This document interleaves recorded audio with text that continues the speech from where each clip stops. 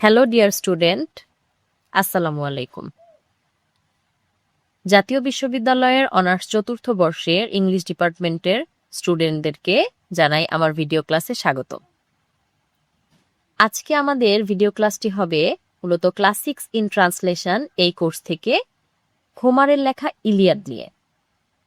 হোমারের লেখা ইলিয়াড মহাকাব্যটি সবার কাছে বেশ একটু কঠিন লাগে, তো আমি খুব সহজভাবে একটা বাংলা নোট করেছি, তো সেখান থেকে আপনাদেরকে পড়ানোর চেষ্টা করছি, দেখি কতটুকু সহজভাবে শেষ করা যায়। অনার্স চতুর্থ বর্ষের ইংরেজি বিভাগের ক্লাসিক্স ইন ট্রান্সলেশন কোর্সের অন্যতম প্রধান মহাকাব্য হল হোমারের দ্য ইলিয়াড। এটি মূলত গ্রিক ও ট্রয় নগরীর মধ্যকার 10 বছর ব্যাপী বিখ্যাত ট্রোজান যুদ্ধের শেষ বছরের মাত্র 51 দিনের ঘটনা নিয়ে রচিত। পুরো মহাকাব্যটি 24টি বই বা অধ্যায় বিভক্ত। নিচে ইলিয়াডের মূল থিম, চরিত্র এবং একটি বিস্তারিত বাংলা সামারি দেওয়া হলো, যা আপনাকে পরীক্ষায় যে কোনো প্রশ্নের উত্তর লিখতে সাহায্য করবে। তো এখন আমরা মেজর ক্যারেক্টার্সগুলো জেনে নিব। ক্যারেক্টার্সগুলো আপনারা চাইলে খাতায় নোট করে নিতে পারেন, যাতে পরবর্তীতে আপনাদের বুঝতে আরো সুবিধা হয়।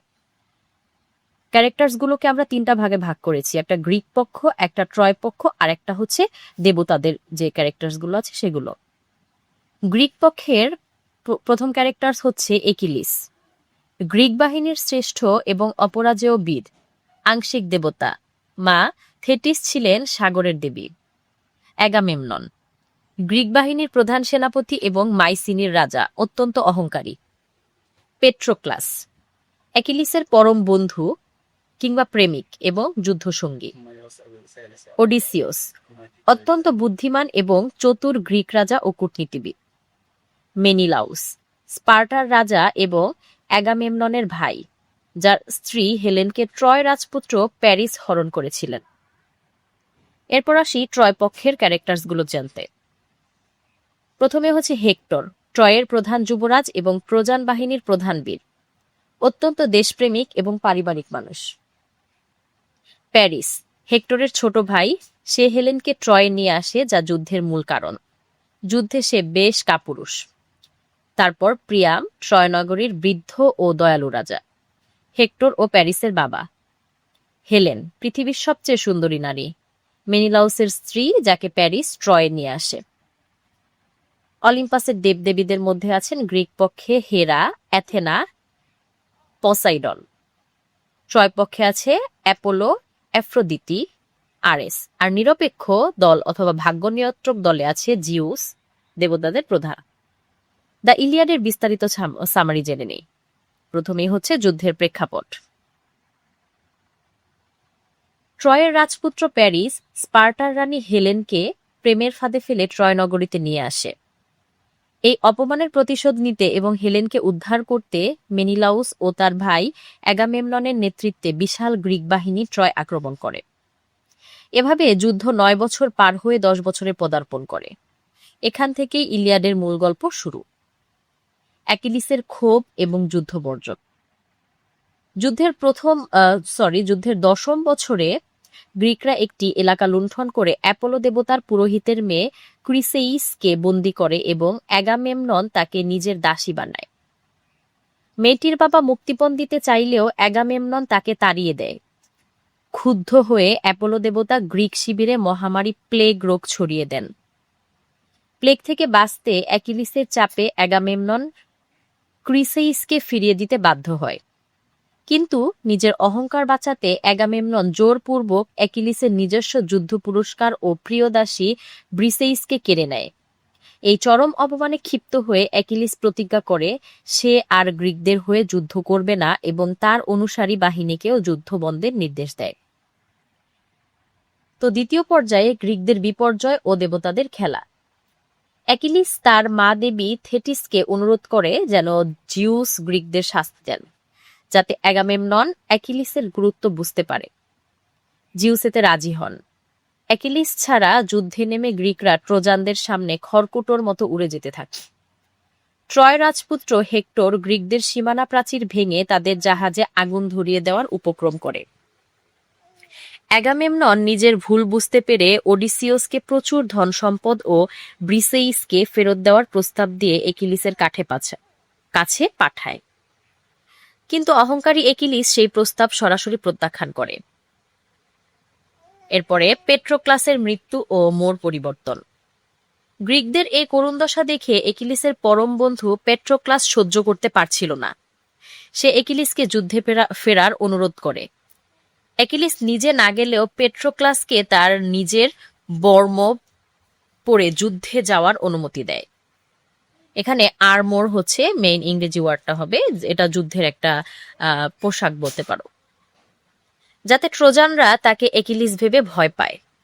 তবে একিলিস সতর্ক করে দেয় যে সে যেন শুধু গ্রিক জাহাজ রক্ষা করেই ফিরে আসে, ট্রয় দেয়ালের দিকে যেন না যায়। পেট্রোক্লাস যুদ্ধে নেমে ট্রোজানদের কচুকাটা করে তাড়িয়ে দেয়, কিন্তু উত্তেজনার বশে সে অ্যাকিলিসের নিষেধাজ্ঞা ভুলে ট্রয় দেয়ালের কাছে চলে যায়। সেখানে অ্যাপোলো দেবতার চক্রান্তে এবং ট্রয়ের প্রধান বীর হেক্টরের হাতে পেট্রোক্লাস নির্মমভাবে নিহত হয়। হেক্টর পেট্রোক্লাসের শরীর থেকে অ্যাকিলিসের সেই বিখ্যাত বর্মটি খুলে নিজের করে নেয়। একিলিসের প্রতিশোধ ও হেক্টরের পতন। বন্ধুর মৃত্যুর খবর শুনে একিলিস শোকে ও ক্ষোভে পাগল প্রায় হয়ে যায়। অ্যাগামেমননের প্রতি তার সমস্ত রাগ মুছে গিয়ে হেক্টরের প্রতি তীব্র হিংসায় রূপ নেয়। সে আবার যুদ্ধে ফেরার সিদ্ধান্ত নেয়। তার মা দেবী থেটিস কামার দেবতা হেফেস্টাসকে দিয়ে অ্যাকিলিসের জন্য একটি নতুন অলৌকিক বর্ম ও ঢাল তৈরি করিয়ে দেন। নতুন বর্ম পরে একিলিস রণাঙ্গনে দানবের মতো প্রবেশ করে। সে এককভাবে শত শত ট্রোজান সৈন্য হত্যা করে ট্রয় বাহিনীকে দেয়ালের পেছনে পালাতে বাধ্য করে। শেষ পর্যন্ত ট্রয় দেয়ালের বাইরে একা দাঁড়িয়ে থাকে শুধু হেক্টর। হেক্টর প্রথমে একিলিসের ভয়ঙ্কর রূপ দেখে ভয়ে ট্রয় দেয়ালের চারপাশে 3 বার দৌড়ে পালায়। কিন্তু পরে দেবী অ্যাথেনার ছদ্মবেশী প্রতারণায় হেক্টর একিলিসের মুখোমুখি যুদ্ধ করতে বাধ্য হয়। দেবতারা হেক্টরকে ত্যাগ করেন। একিলিস নির্মমভাবে হেক্টরকে হত্যা করে তার গলার কাছে বর্ষা বিধিয়ে দেয়। নির্মমতা এবং শেষ পরিণতি। ক্ষোভ এখানেই শান্ত হয়নি। একিলিস হেক্টরের মৃতদেহের গোড়ালি ফুটো করে রথের পেছনে বাঁধে এবং ট্রয় দেয়ালের সামনে ধুলোবালির মধ্যে টেনে হিঁচড়ে অপমান করে গ্রিক শিবিরে নিয়ে আসে। সে প্রতিজ্ঞা করে হেক্টরের লাশ কুকুর শকুনি দিয়ে খাওয়াবে। এদিকে হেক্টরের মৃত্যুর পর বৃদ্ধ রাজা প্রিয়াম গভীর রাতে ছদ্মবেশে দেবতাদের সাহায্যে লুকিয়ে অ্যাকিলিসের তাঁবুতে প্রবেশ করে। তিনি অ্যাকিলিসের পায়ে ধরে কেঁদে আকুল হন এবং নিজের ছেলের লাশটি ফেরত চান। প্রিয়াম অ্যাকিলিসকে তার নিজের বাবার কথা মনে করিয়ে দেন। বৃদ্ধ বাবার এই বুকফাটা আর্তনাদ দেখে অ্যাকিলিসের কঠোর মন গলে যায়। সে নিজের চোখ দিয়ে জল ফেলে এবং প্রিয়ামের কাছে হেক্টরের লাশ সসম্মানে ফিরিয়ে দেয়। হেক্টরের শেষকৃত্যের জন্য অ্যাকিলিস 12 দিনের যুদ্ধবিরতি ঘোষণা করে। মহাকাব্যটি শেষ হয় ট্রয় নগরীতে হেক্টরের সসম্মানে শেষকৃত্য ও শোক পালনের মধ্য দিয়ে। তো এই ছিল ইলিয়াডের মূল ঘটনা। আসলে ঘটনাটি অনেক বড়, শর্ট করে বললে অনেক কিছুই মাঝখানে বাদ পড়ে যায়, কিন্তু যতটুকু ইম্পর্টেন্ট আমি ততটুকু তুলে ধরার চেষ্টা করেছি। তো পরীক্ষায় ভালো একটা মার্কস পাওয়ার জন্য এবং সকল প্রশ্নের অ্যান্সার করার জন্য ইলিয়াডের যে মূল বিষয় ও থিম আছে এগুলো আমাদের একটু জেনে নেওয়া দরকার। তো প্রথম থিম হচ্ছে দ্য ওয়ার্থ অফ একিলিস, মানে একিলিসের রাগ।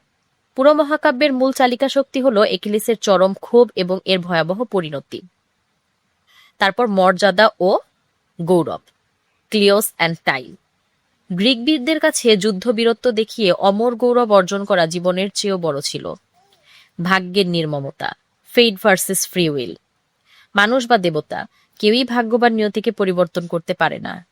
ট্রয়ের পতন এবং হেক্টরের মৃত্যু আগে থেকেই নির্ধারিত ছিল। দেবতাদের হস্তক্ষেপ, ডিভাইন ইন্টারভেনশন।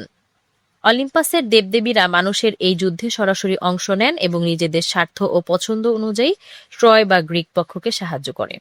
তো মূল থিমগুলো আরেকবার রিপিট করি। প্রথমটা ছিল রাগ, মর্যাদা ও গৌরব, ভাগ্যের নির্মমতা, দেবতাদের হস্তক্ষেপ। আশা করি ভিডিও ক্লাসটি মোটামুটি সহজ করে প্রেজেন্ট করতে পেরেছি। ধন্যবাদ সবাইকে।